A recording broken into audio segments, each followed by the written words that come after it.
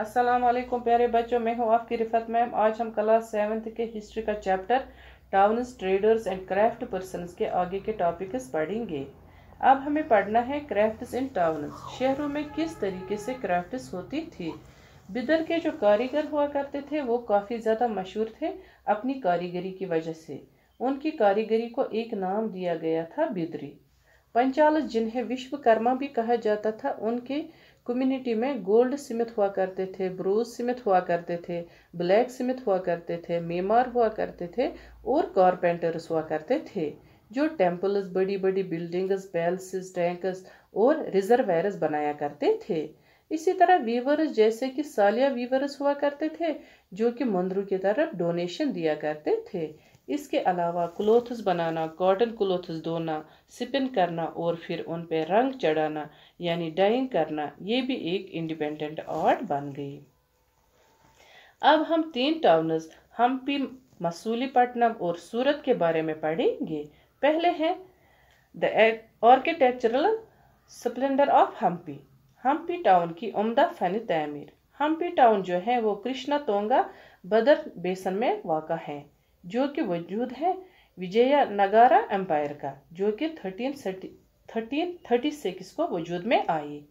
हम्पी को काफ़ी बर्बाद किया था, लेकिन इससे पता चला कि वहाँ पे बहुत ज़्यादा फोर्ट्स हुआ करते थे, जिनको बनाने में किसी सीमेंट का इस्तेमाल नहीं किया गया था, उनको सिंपली इंटरलॉक किया गया था। हम्पी का आर्किटेक्चर काफ़ी ज़्यादा अच्छा था। जहाँ राजा रहता था वहाँ पर खूबसूरत आर्क्स और डोम्स बनाए जाते थे और खूबसूरत कारीगरी की जाती थी। बगीचे बनाए जाते थे मज़े लेने के लिए। लोटस और कार्बल की नक्काशी बनाई जाती थी। जब हम्पी टाउन का काफ़ी अच्छा वक्त चल रहा था तो काफ़ी सारे कॉमर्शियल और कल्चरल एक्टिविटीज़ हुआ करती थी। मुस्लिम मर्चेंट्स और यूरोपियन मर्चेंट्स और पुर्तगीज़ मर्चेंट्स यहाँ पे ट्रेड करने लगे। टेम्पल जो थे वहाँ पर कल्चरल एक्टिविटीज़ हुआ करती थी और देवदासीज लोगों के सामने, रॉयल्स और कॉमन्स के सामने वीरूपक्षा टेम्पल्स के एक बड़े हॉल में डांस करते थे। नवरात्रि के फेस्टिवल को भी बड़े धूमधाम से मनाया जाता था, जहाँ पे किंग्स को तोहफे मिलते थे और वो मज़े लेते थे डांस, म्यूज़िक और कुश्ती का। हम्पी टाउन जो है वो तब बर्बाद हुआ जब 1565 को विजयनगरा को दक्कनी सुल्तानस ने हराया था। अब हम पढ़ेंगे a gateway to the west, Surat. Gujarat में जो सूरत है वो काफ़ी ज़्यादा इम्पोर्टेंट जगह थी, जहाँ पे काफ़ी सारे गुड्स बनते थे और भेजे जाते थे, और इंडिया से अगर वेस्ट की ओर जाना होता था तो सूरत से ही जाया करते थे, और सूरत को ही गेट टू मक्का कहा जाता था, क्योंकि वहाँ से हाजियों को रवाना किया जाता था शिप्स में। सूरत में हर तरह की ज़ात और अकीदत के लोग रहा करते थे। 17th सेंचुरी में सूरत में पुर्तगीज़, डच और इंग्लिश लोगों की फैक्ट्रीज और गोदाम हुआ करते थे। ओविंगटन लिखते हैं कि 1689 में हंड्रेड्स ऑफ शिप्स हुआ करती थी सूरत के पोर्ट में। सूरत में काफ़ी सारे शॉप्स हुआ करती थी जहाँ पे कॉटन टेक्सटाइल बेचा करते थे, और सूरत अपनी गोल्ड लेस बॉर्डर्स, जिन्हें जरी कहते हैं, इसकी वजह से काफ़ी मशहूर था, और इसकी ट्रेड वेस्ट एशिया, यूरोप और अफ्रीका में हुआ करती थी। महाजैन जो कि मनी चेंजर्स थे, उनके भी काफ़ी बैंकिंग हाउसेस थे सूरत में। सूरत जो है उसका डिक्लाइन आया 17th सेंचुरी के एंड में, क्योंकि मुगल एम्पायर डिक्लाइन हो गई थी और यहाँ पे मार्केटिंग और प्रोडक्टिविटी कम हो गई थी। अब हम पढ़ेंगे fishing in troubled waters, Masulipatnam. जो मसूलीपट्टनम है उसे मछलीपट्टनम भी कहते हैं, जिसका मतलब है मछलियों का बंदरगाह वाला टाउन। यह टाउन कृष्णा रिवर पे वाक़ा था। डच और ईस्ट इंडिया कंपनीज इस टाउन पे कब्जा करना चाहती थी, क्योंकि ये इम्पोर्टेंट बंदरगाह थी। आंध्रा कोस्ट की डच ने इस टाउन में अपना किला बनाया थे। गोलकोंडा के उन्होंने टेक्सटाइल, स्पाइसेस और बाकी आइटम्स की सेल का ठेका लिया, ताकि ईस्ट इंडिया कंपनीज उसको अपने हाथ में न लें।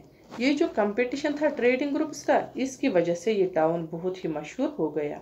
जो ही मुगल्स ने गोलकोंडा पे अपना पावर एक्सटेंड किया, उनका जो रिप्रेजेंटेटिव था, जो कि एक मर्चेंट भी था जिसका नाम मीर जुमला था, उसने डचेस और इंग्लिश को आपस में तजाद पैदा की।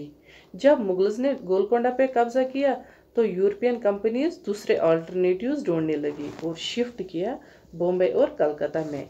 तो मसूलीपट्टनम ने मर्चेंट्स को भी गवा दिया और मशहूरियत को भी गवा दिया और 18th सेंचुरी तक इसका डिक्लाइन आ गया। अब हम पढ़ेंगे न्यू टाउन्स और ट्रेडर्स के बारे में। 16th और 17th सेंचुरी में यूरोपियन कंट्रीज जो थी वो स्पाइसेस और टेक्सटाइल की खोज में थी, जो यूरोप और वेस्ट एशिया में मशहूर था। इंग्लिश, डच और फ्रेंच ने ईस्ट इंडिया कंपनी बनाई ताकि वो कमर्शियल एक्टिविटीज़ को एक्सपेंड कर सकें।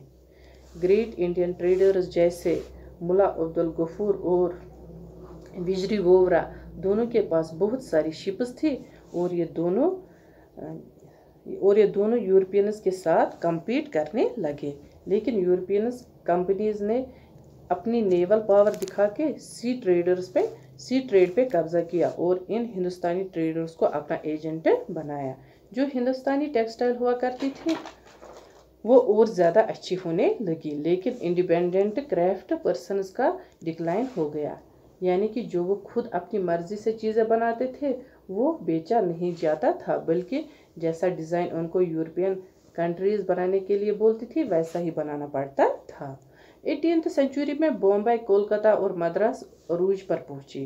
क्राफ्ट्स और कॉमर्स में चेंजेस आई क्योंकि मर्चेंट्स और आर्टिसंस को सिटीज़ में बनाए गए ब्लैक टाउन्स में शिफ्ट किया गया। ब्लैक जो थे उनको उन ब्लैक टाउन्स में रखा गया, हालांकि जो वाइट्स हुआ करते थे इन्हें फोर्ट सेंट जॉर्ज इन मद्रास और फोर्ट सेंट विलियम इन कोलकाता में रखा गया। बाकी वस्सलाम, अल्लाह हाफिज़।